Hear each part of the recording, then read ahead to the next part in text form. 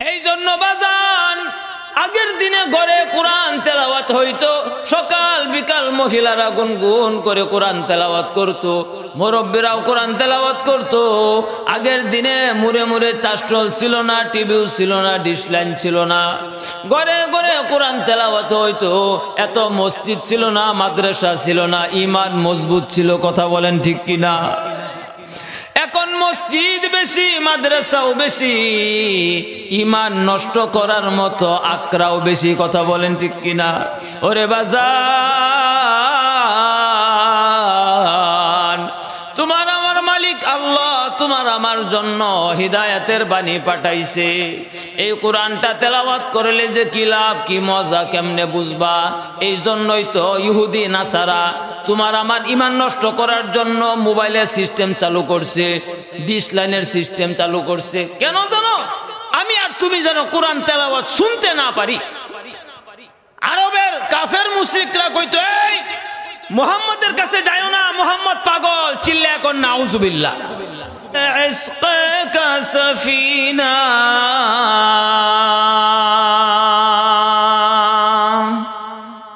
साहिल से लगा दो मेरे इश्क का सफीना, आँखों से दिखा दो मुझे मक्का व मदीना। সবাই मोहब्बतेर साथे एकटू पढ़ी। बालागल उला बिकमालिही कसफत दुजा बिजमालिही हसनत जमीअ खिसालिही सल्लू अलैहि व आलिही। रहे मेरा मस्कन हवाली काबा, रहे मेरा मस्कन हवाली काबा, रहे मेरा मदफन दियारे मदीना। बलगल उला बिकमालिही कसफत दुजा बिजमालिही हसनत जमीअ खिसालिही सल्लू अलैहि व आलिही। আলহামদুলিল্লাহ, চৌবাগারিয়া দক্ষিণ পাড়া বাইতুন নূর জামে মসজিদের উদ্যোগে আয়োজিত চতুর্থ বার্ষিক ইসলামী মহাসম্মেলনের অধ্যকার আজকের এই মহতি জলসার নেহায়াত কাবিল ইহতিরাম মুআজ্জাজ সভাপতি, আমাদের এলাকার এক প্রাণ প্রিয় মুরব্বী কারি মোহাম্মদ আব্দুর রাজ্জাক সাহেব দামাত বারাকাতুহুমুল আলিয়া, বাদ মাগরিব থেকে এই পর্যন্ত যোগ্য বুজুর্গ উলামা হযরতগণ বয়ান করেছেন। আমার পরেও ঢাকা থেকে আগত আন্তর্জাতিক খ্যাতি সম্পন্ন ওয়াইজ আল্লামা মুফতি খালিদ সাইফুল্লাহ নুমানি দামাত বারাকাতুহুমুল আলিয়া অত্যন্ত দামি, হৃদয়গ্রাহী, যুগ উপযোগী, কোরআন হাদিস নির্ভর বয়ান করে থাকেন। আপনারা ইনশাআল্লাহ বয়ান শুনবেন।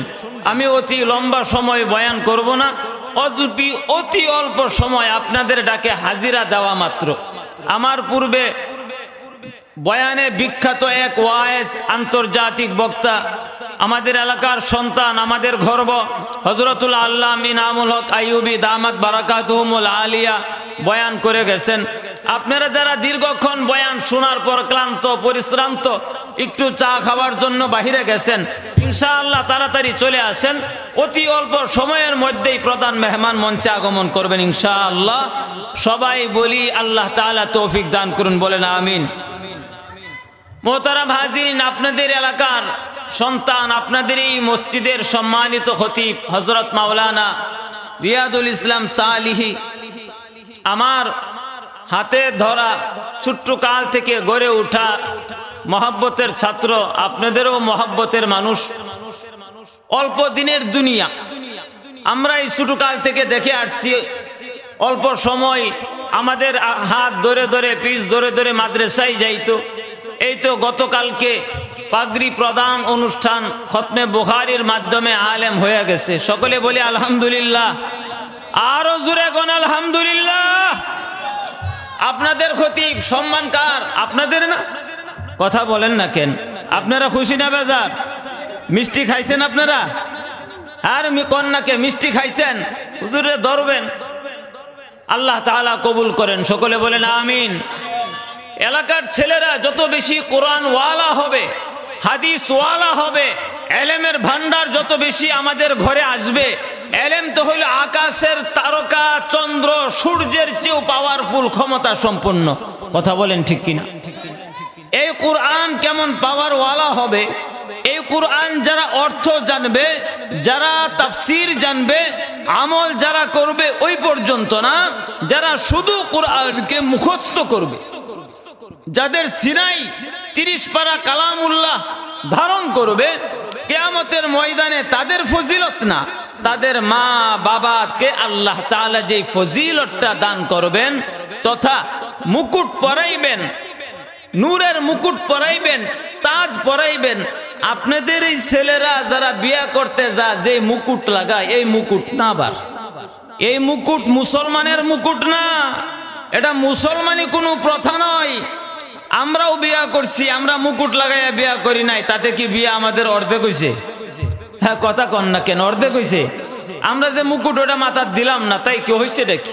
সুতরাং মুসলমান, তোমাদের নবীর সুন্নত অনুসরণ যতদিন পর্যন্ত তোমরা না করবা, ক্লান্তি, দুর্যোগ, দুর্সহ, অধীনস্থতা, গোলামির শিকল থেকে তোমরা মুক্তি পাইবা না। কথা বলেন ঠিক কিনা?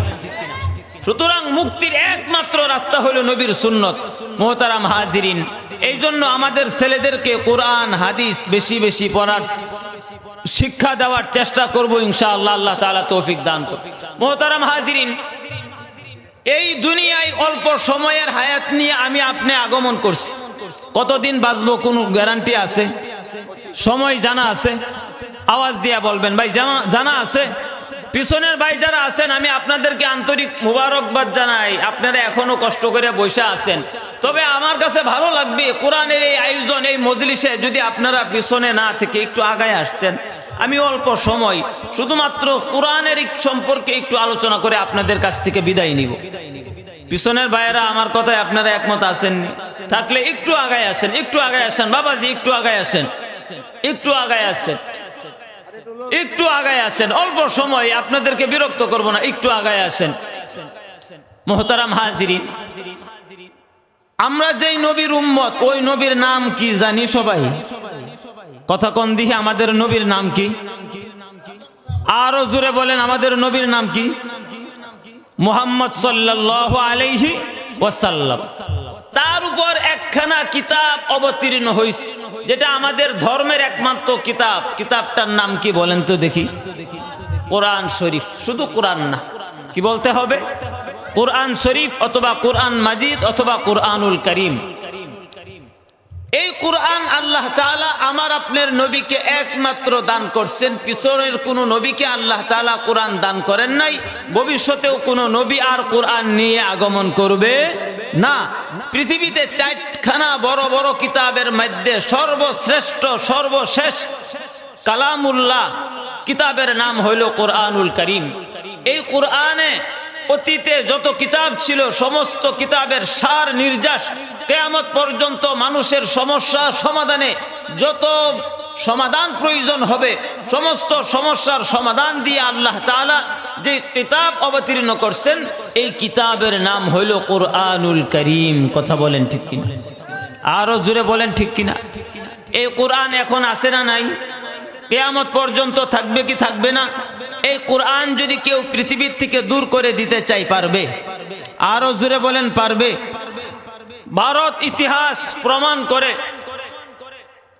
ভারতে শুধু দিল্লিতেই 85,000 মাদ্রাসা ছিল। মাদ্রাসা থেকে মাদ্রাসার কিতাবগুলো, কোরআনুল কারীম গুলোকে জ্বালায়া দেওয়া হয়েছে। এই ছাই ভারতের দিল্লির সাগরে যখন ছেড়ে দেওয়া হয়েছে, সাগরের সাদা পানি কালো হয়ে গেছে। এই পরিমাণ কোরআন জ্বালায়া দেওয়া হয়েছে। কিন্তু বলেন তো দেখি, কোরআন কি পৃথিবীর থেকে সরায় দিতে পারছে? পারবে না। ইন্না নাহনু নাযালনা যিকরা ওয়া ইন্না লাহু লাহাফিজুন।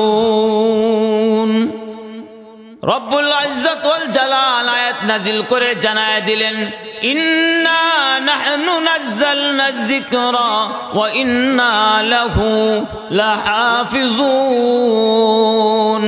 ও নবী, ও গো হাবিব, ভয় নাই, ভয় নাই, টেনশনের কিছু নাই। আমি আল্লাহ লাউহে মাহফুজ থেকে 7 আসমান পাড়ি দিয়ে দুনিয়ার জমিনে কোরআনের বাণী অবতীর্ণ করেছি, জিবরাইলের মাধ্যমে অবতীর্ণ করেছি।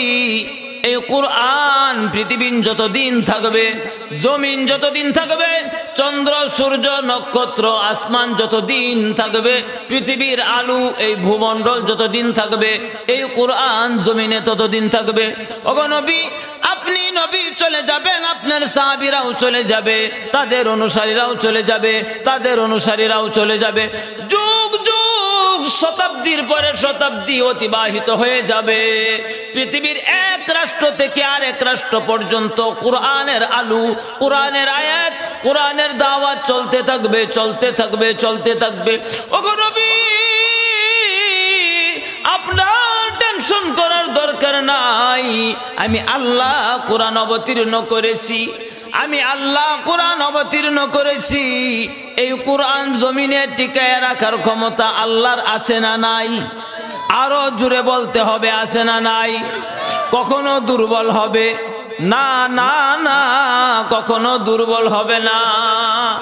ওয়ামা ইয়ানতিকু আনিল হাওয়া ইন হুয়া ইল্লা ওয়াহয়ুন ইউহা আল্লামাহু শাদীদুল কুওয়া যু মিররাতিন ফাস্তাওয়া ওয়া হুয়া বিল উফুকিল আলা। ও নবী, এই কোরআনের সাথে জিবরাইলের সম্পর্ক রয়েছে, এই কোরআনের সাথে আমি আল্লাহর কুদরতের সম্পর্ক রয়েছে। আমি আল্লাহ অর্ডার শুধু না, চ্যালেঞ্জ দিয়ে রেখেছি। আমি আল্লাহ কোরআনকে হেফাজত করব, শুধু তাই না, এই কোরআনকে যারা তাদের বক্ষে ধারণ করবে, এই কোরআনকে যারা তাদের অঙ্গে বাস্তবায়ন করবে, এই কোরআনকে যারা তাদের সমাজে বাস্তবায়ন করবে, এই কোরআন যাদের ফ্যামিলিতে বাস্তবায়ন করবে, এই কোরআন যে রাষ্ট্রের মাঝে বাস্তবায়ন করবে, তথা আমি আল্লাহর কোরআন যেখানে যাবে, আমি আল্লাহর কুদরত সেখানে যাবে। কথা বলেন ঠিক কিনা? আমি আল্লাহর কুদরত সেখানে যাবে। এর মানে হইল কোরআন যেমন চিরন্তন সত্য, কোরআন কোনোদিন ধ্বংস হবে না। এই কোরআনকে যারা বক্ষে ধারণ করবে তারাও ধ্বংস হবে না। কোরআন যাদের ফ্যামিলিতে বাস্তবায়ন করবে তারা ধ্বংস হবে না। কোরআন যারা সমাজে বাস্তবায়ন করবে তারা ধ্বংস হবে না। কোরআন যেই এলাকায় বাস্তবায়ন হবে ওই এলাকা ধ্বংস হবে না। কোরআন যে পার্লামেন্টে বাস্তবায়ন হবে, দুনিয়ার সব শক্তি যদি তাদের বিরুদ্ধে চলে যায়, দুনিয়ার সমস্ত পরাশক্তি যদি তাদের মুখালেফ হয়ে যায়, দুশ্মন হয়ে যায়, আমি আল্লাহ ঘোষণা দেয়া দিলাম, শুনো, গোটা দুনিয়াও যদি ধ্বংস হয়ে যায়, আমি আল্লাহর কোরআন যেই মসনদে আছে, যেই সংসদে আছে, আমি আল্লাহ যদি ধ্বংস না হই, ওই সংসদটাও ধ্বংস হবে না। আর আমি আল্লাহ কখনো ধ্বংস হব? আমি আল্লাহ যেমন ধ্বংস হই না, কোরআনও ধ্বংস হবে না, কোরআন ওয়ালাও ধ্বংস হবে না। সুবহানাল্লাহ কইলেন না? আরো জোরে কোন সুবহানাল্লাহ। সুতরাং আমরা আমাদের জীবনে কোরআন ধরবো কি ধরবো না? আরো জোরে কোন না ভাই, কোরআন ধরবো কি ধরবো না? কিভাবে ধরবেন? কোরআন তো মসজিদে আছে, ঘরে নাই। যাদের ঘরে আছে গিলাপ দিয়ে পেঁচায় রাখছেন, কোনদিন খুইলা দেখার সময় হয়? আহারে, এই কোরআন আল্লাহ কার কাছে পাঠাইছে? কার জন্য আসবে এই কোরআন? কে পড়বে এই কোরআন? এই কথাটাই আল্লাহ তাআলা কুরআনুল কারীমে জানাইছেন আল্লাহ তাআলা আমাদের নবীকে পাঠাইছেন চারটা দায়িত্ব দিয়া। কয়টা? চারখানা দায়িত্ব দিয়া পাঠাইছে। হুয়াল্লাযী বা'আসা ফিল উম্মিয়্যিনা রাসূলাম মিনহুম ইয়াতলু আলাইহিম আয়াতিহি يتلو عليهم آياته ويزكيهم ويعلمهم الكتاب والحكمة। বুঝার জন্য আপনাদেরকে সহজে বুঝাই।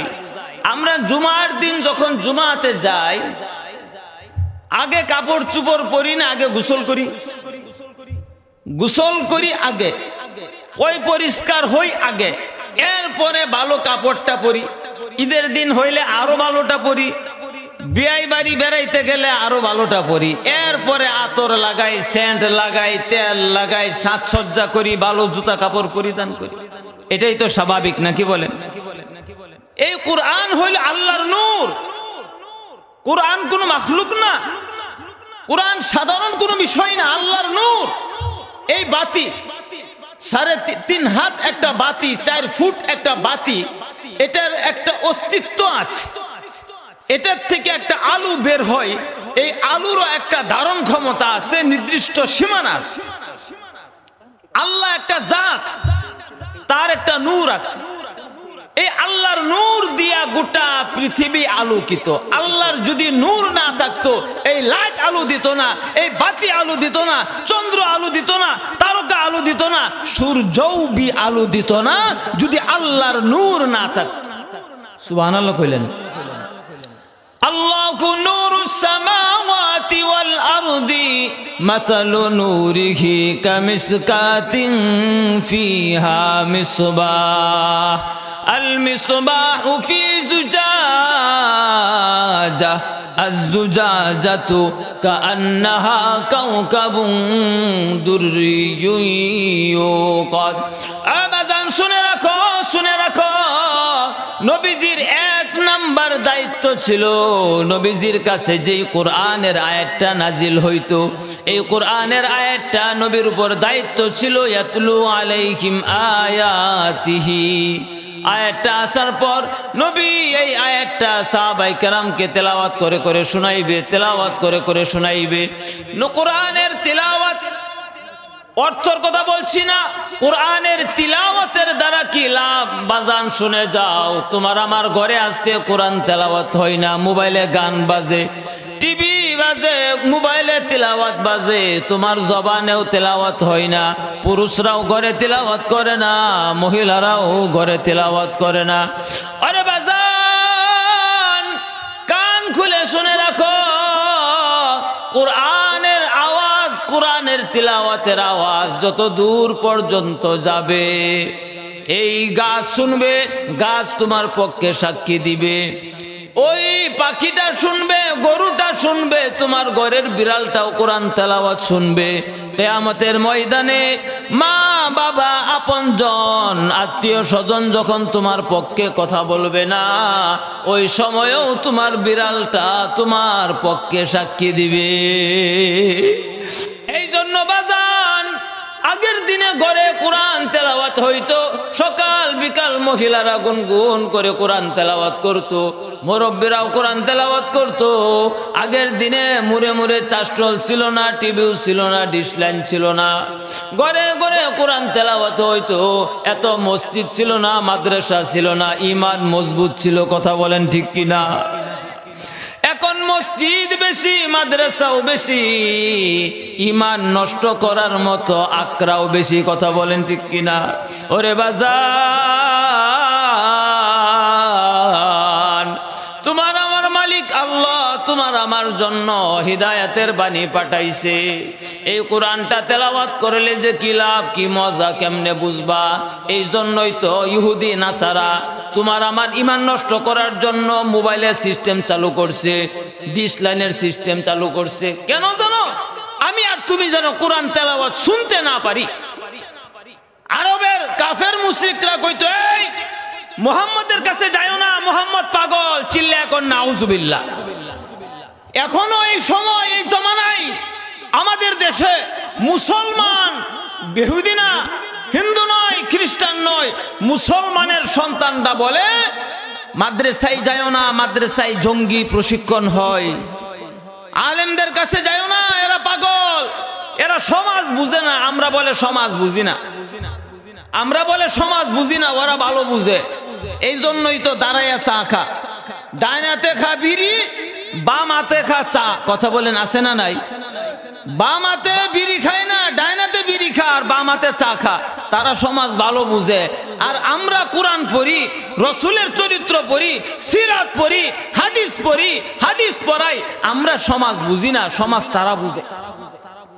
এই কারণেই তো 5 বছর পরে পরে উপর দিয়া মইজা, 5 বছর পরে তোমাগর সমাজ চলে না, নতুন করে আরেক লোক আইসা কয় তোমরা বাদ, আমরা নতুন করে সমাজ গড়ব। এরা 5 বছর চালা, আরেক দল আইসা কয় তোমাদের দ্বারাও চলবে না, আমরা সমাজ গড়ব। কথা বলেন ঠিক না বেঠিক? এই যুবক মুসলমান, নবীজির সিরাত পড়ো, নবীজির জীবন পড়ো, নবীজির রঙে, নবীজির সুন্নতের রঙে সমাজ সাজাও। 5 বছর পরে তোমাকে লাল গালিচার শুভেচ্ছা জানাবে। 5 বছর পরে তোমার পজিশন কমবে না, 5 বছর পরে তোমার পজিশন আরো বাড়বে। এটা দোস্ত আমার কথা না, তোমার কথা না, নেতার কথা না, আল্লাহর প্রদত্ত অবতীর্ণ বাণীর কথা। সব ছাড়ো, মার্কার দল ছাড়ো, রাজার গোলামি ছাড়ো, নেতার গোলামি ছাড়ো। একমাত্র নেতা মুহাম্মদ আরবি সাল্লাল্লাহু আলাইহি ওয়াসাল্লামের গোলামি করো, তোমার জীবন পাল্টিবে, তোমার বিবির জীবন পরিবর্তন হবে, ছেলে মেয়েদের জীবনে শান্তি আসবে, ব্যবসায়ী ক্ষেত্রে সফলতা আসবে।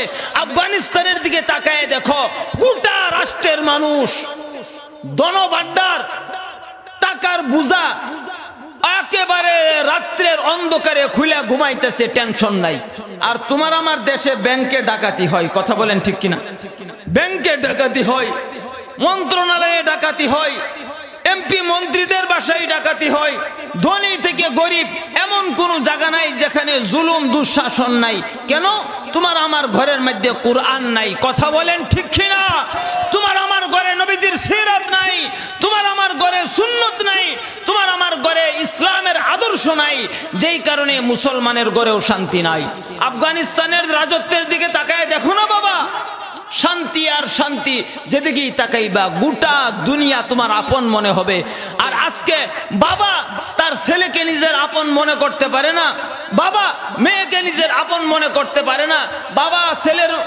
বাবা আমার মনে দুঃখহানি, না জানি আমার ছেলে মেয়েগুলি কোন রাস্তায় চলে যায়, না জানি আমার বৃদ্ধ বয়স কেমন হয়। বাবা ওদিকে যাব না। 1 নাম্বার কথা, কোরআনের তিলাওয়াত, প্রতিটা ঘরে ঘরে কোরআনের তেলাওয়াত। পারবো ইনশাআল্লাহ, পারবো ইনশাআল্লাহ। কোরআনের তেলাওয়াত করলে কি লাভ হবে? কুরআনুল কারীমের অন্য আয়াতে আল্লাহ পাক রব্বুল আলামিন বলেন, ইন্নামাল মুমিনুনাল্লাযীনা ইযা যুকিরাল্লাহ ওয়াজিলাত কুলুবুহুম ওয়া ইযা তুলিয়াত আলাইহিম আয়াতুহু যাদাতুহুম ঈমানা। আওয়াজান শুনে রাখো, নবীর জিন্দেগিতে আবু জাহেল, উতবা, সাইবা মক্কার যুবকদেরকে, যুবতীদেরকে, মানুষদেরকে বাধা দিত, না মুহাম্মদের কাছে যাও না, মুহাম্মদ একটা পাগল, চিল্লে এখন নাউজুবিল্লাহ। তার কাছে যাও না, মুহাম্মদ পাগল, তোমরাও পাগল হয়ে যাবে। সুতরাং মুহাম্মদের কাছ থেকে, মুহাম্মদের কোরআন তেলাওয়াত থেকে মানুষকে দূরে সরানোর জন্য ওই সময় আবু জাহেল, উতবা বাধা দিত। আমার এই জমানায় তোমাকে আমাকে কোরআন থেকে সরানোর জন্য ঘরে ঘরে মোবাইল ঢুকাইছে, হাতে হাতে মোবাইল দিয়া তোমাকে আমাকে কোরআন থেকে আলাদা করে দিছে, যেন কোরআন তেলাওয়াত শুনতে না পারি। ও বাবা, তোমার ঘরে শান্তি নাই। আমি ওয়াদা দেয়া গেলাম, যেই ঘরে কোরআন তেলাওয়াত হয় ওই ঘরটা হইল জিন্দা, যেই ঘরে কোরআন তেলাওয়াত হয় না ওই ঘরটা নবীজি বইলা গেছে মুর্দা। আরে বাবা, যে ঘরটা মুর্দা ওই ঘরে কিভাবে শান্তি আসবে? ওই ঘরে শান্তি আসতে পারে না। সকাল বেলায় কোরআন তেলাওয়াত করে খেতে যাও, কোরআন তেলাওয়াত করে মাঠে যাও, কোরআন তেলাওয়াত করে মিছিলে যাও, বাধা নাই বাবারে, বাধা নাই। কোরআন তেলাওয়াতের পরে তুমি কাজটা শুরু করো, 100% রব্বুল ইজ্জত ওয়াল জালালের ওয়াদা, যেই কাজটাই তুমি করবা ওই কাজে আল্লাহ 10 গুণ বরকত বাড়ায়া দিবে।